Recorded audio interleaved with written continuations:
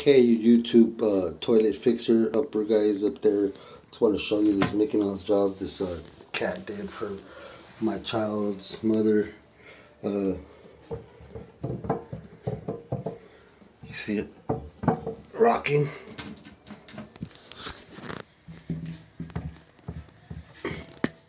Put that washer, that don't go there, the plastic one. This one, the one that goes by the donut, use it as a washer for the top. And now it's not even. How do you do that, dude? And you work for your father has his own little handyman company, and you work for him. Watch out, buddy. Come fuck around with my kids. Toilet and shit. Do the shit right, bro.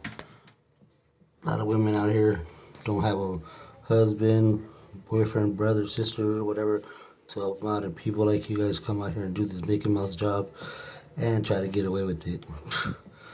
And here comes the real dad. Comes daddy, fix shit up. Fucking fake ass plumbers. Come on now. This ain't rocket science. This goes on the bottom, not on top. This is the washer you're supposed to use. Okay? Get it right, guys. Get that shit right.